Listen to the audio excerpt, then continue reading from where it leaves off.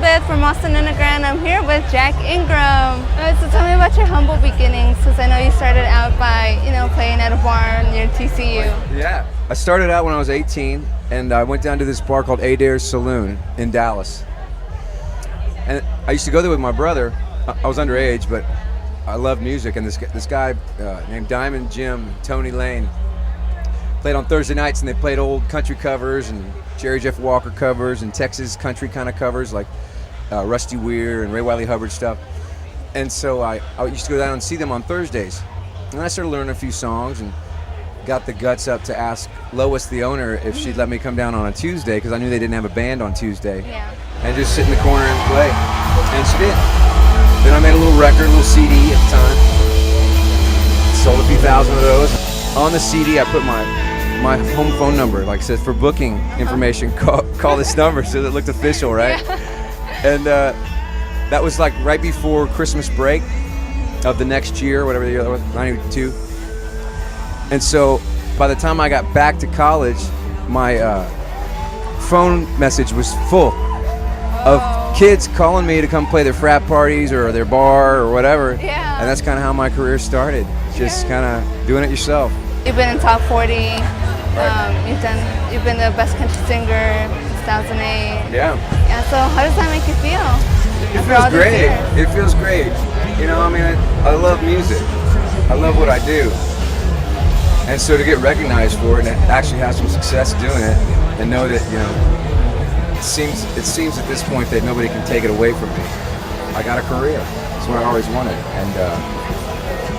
And like my heroes, like Willie Nelson, I got a long way to go. So I feel like it's a good spot to be in. So you're like a huge country singer, but who do you listen to? Well, I still listen to my favorites that I always listen to, whether it's rock or country, or folk, and a lot of the Hall of Famers, like Tom Petty and Bob Dylan and Willie Nelson and Merle Haggard, and those type of guys. Yeah. The Stones, stuff that just always got me itching to write. So how does your music writing start? Like, do you just get an idea out of nowhere? How does I guess part of my gig is to kind of keep my eyes open when I'm living.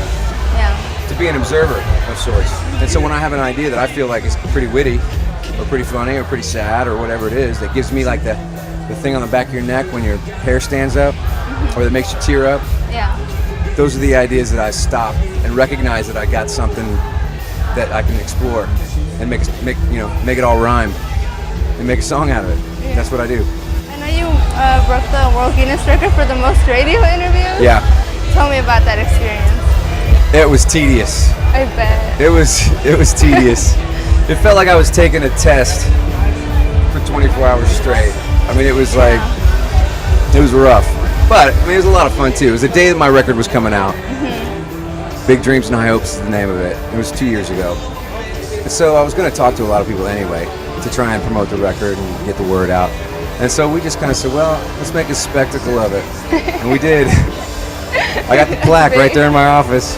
Really? World record. I haven't seen it in the book yet, but I got to go check that out. So what can fans expect from you in the future? I'm going to make my next record, and I'm going to say what I want to say through songs, and follow my own vision as an artist and as a musician. That's all we really can do is continue to try and raise our own bar and do great work, or good work at least, and then hopefully fans will dig it. But as long as I can keep doing it, that's all I care about.